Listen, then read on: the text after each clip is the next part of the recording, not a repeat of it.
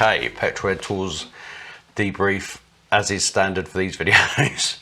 I don't really know what to add other than just, if you're into driving, go into a PetrolHead Tours. Like, they're just they're just the best trips. I'll be honest, I'm absolutely shattered. When you do get back from a PetrolHead Tours, the two worst things is, one, you're missing everyone and you're missing the cars and the buzz and the scenery and all your mates and everything, but also you are shattered. You do actually need like a holiday when you come back from a PetrolHead Tours. It's not a relaxing break. It's mega, but it's not a relaxing break. But yeah, as always, probably my best debrief was my first year with SuperGav, coming back from my first ever PetrolHead Tours in a Ferrari 812. Was just epic. So I'll put a link to the description in the description if you haven't watched that, but that's probably my best, freshest, kind of most honest one, I would say, because it was all kind of fresh and new. And I've done a few PetrolHead Tours now and they're just still brilliant. This one, again, I've done the Alps Pyrenees once, but this time he's reversed it, so it was Pyrenees Alps, which again is just, it's a different trip because it's the same sort of scenery, but you're coming at it from another direction. So what was in your rear view mirror, you're now like heading towards. It's just a beautiful place as well. Pyrenees and Alps is just fantastic. Yeah, I don't really know what to add other than just a mega trip. Loads of Porsches again, loads of BMWs again. A guy called Gus bought an Aston Martin Vanquish, I believe. I'm not a massive Aston Martin expert, but I think it's a Vanquish, and that was amazing. Quite heavy, but he hustled it around and got on really well with that. And then Vic bought his brand new Ferrari 296, which, my days, I think it's like 840 horsepower, twin turbo and hybrid. Like the first couple of overtakes we did, I was like, flipping it, man. He was like, what, that's half throttle? I was like, It was not too much, but I mean, it was epic. It was epically good. Went with Chris in his brand new R8, which he's changed it from his, I think it was about 4 or 5 years old, his other R8. He was moaning that it wasn't quite as noisy and didn't sound quite as good because it had the OPFs in, but if you go back and watch, it would have been day 2 or 3 when I went with Chris in his R8. To me, it sounds just as good. The R8s are mega. Those V10 engines just absolutely sing, especially once you get it up there as well, 7-8 grand. Yeah, that sounds really good. That's probably my, I'm going to say that's probably my ideal tour car, I think.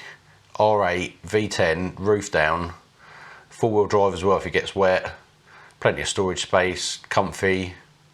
Yeah, it ticks a lot of boxes for me, I think, the R8. I think that is a good bit of kit. A couple of GT3s on a tour, 991.1, 991.2. Rode with both of those guys. Andy in the .1 was ringing that out and having a good time. And then when I put up a few clips after I'd been with Solomon in his .2, because it also had a JCR exhaust on it, he was moaning that he thought I'd potentially cost him a bit of money because he's going to have to put a JCR exhaust on his .1. But I think it's worth it. It wasn't too loud. It was loud enough, but it was almost like OEM plus. But yeah, that sounded really, really good. And again, what those GT3 engines, once you get them up there, kind of like 8,000-9,000 RPM, they just sing and they just sound absolutely mega. The day I went with David was pretty cool. We went a bit off piste for a day in his Type R, which I haven't been in a brand new Type R before, and that's a mega bit of kit as well. You got the VTEC and the turbo, yeah, super comfy and fast, and got a lot of looks actually. You don't get many of them in Europe, I don't think. Didn't see any others, I don't think. And yeah, like a little shortcut through Andorra. Went go-karting as well. That was a bad idea. We were pretty broken after go-karting, but yeah, that was really cool. And then randomly bumped into 2 of my good friends, Dom and Shell, who are literally 5 minutes from here. He messaged me a month or 2 ago and said, do you want to come to a track day in Spain? Looked at the diary. I'm already going on a PetrolHead Tours. Oh, first world problems. And then like day 2, day 3, we both put live locations on and we were literally like 20 minutes from each other, which was totally random. And then they said, oh, we're looking for somewhere to stay. We're heading towards Vilha.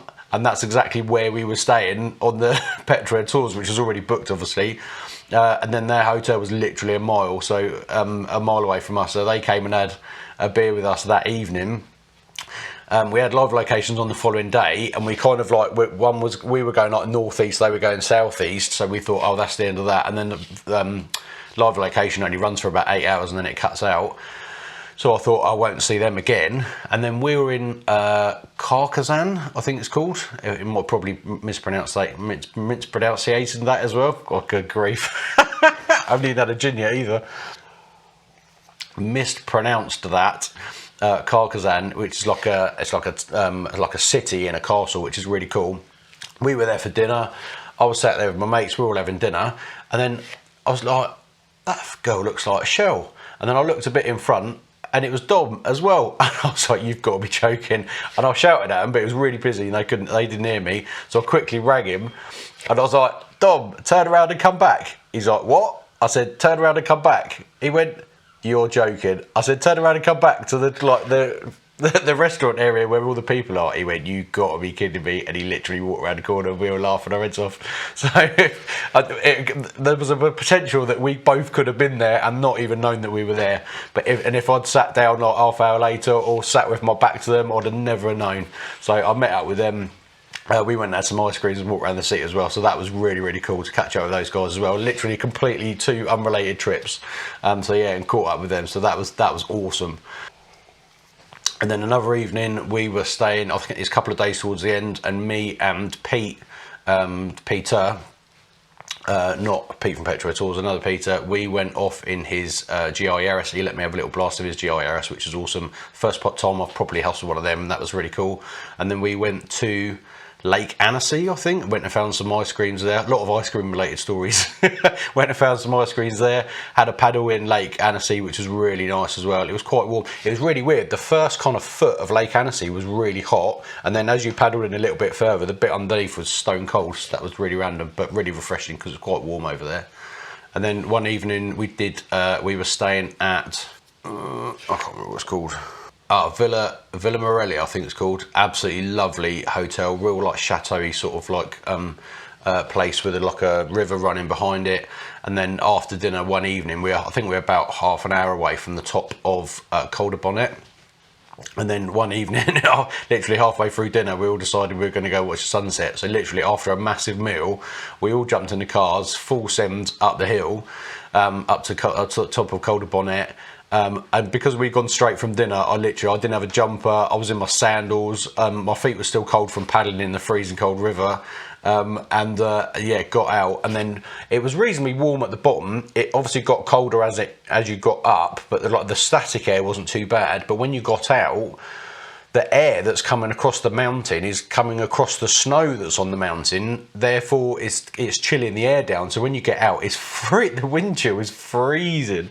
But yeah, absolutely stunning scenes up there. So that was great. I jumped in with Joe in Chris's R8, Chris's son in Chris's R8, and then yeah, we done a little send up the mountain with a bunch of other guys, and went to go and watch the sunset from up there. Again, R8, love the R8. So yeah, another cool evening. And and that's what these trips are about, honestly. It's just memories. Like, if you go on one, make sure you take lots of pictures, because often I'll flick back through my videos, I'll flick back through my pictures, back through my Instagram, and just relive the trips, because it's memories for life, honestly. I say it before, I say it every time. If you're into not just your cars, if you're into actual driving, if you want to jump in your car and go for a blast, even if it's on your own, or organise like a little road trip with a couple of mates and go for a blast somewhere. If you want to do that, get yourself booked up to a PetrolHead Tours. Honestly, it's money well spent, and you will. I can't. I say it every time. Go and do it. Anyway, I'm rambling again, guys. Get on one of these PetrolHead Tours. I'll put a link to ice cream van. Stop it. Right, I've got to cut this short now. Go and get an ice cream. The link to PetrolHead Tours is in the description. Go and check the PetrolHead Tours out. Massive thanks to Pete and Dan for organising these trips. Honestly, they're just the best. And I'm going to go and get an ice cream, and I'll see you on the next one.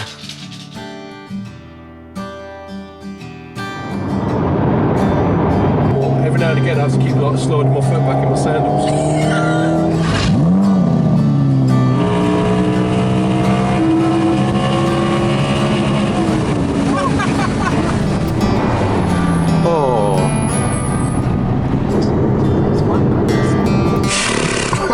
I wish I'd had that second omelette.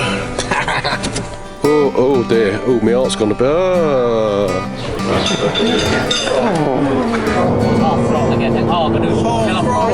Yeah, go on. It's a picture of Ian with a big erection behind him.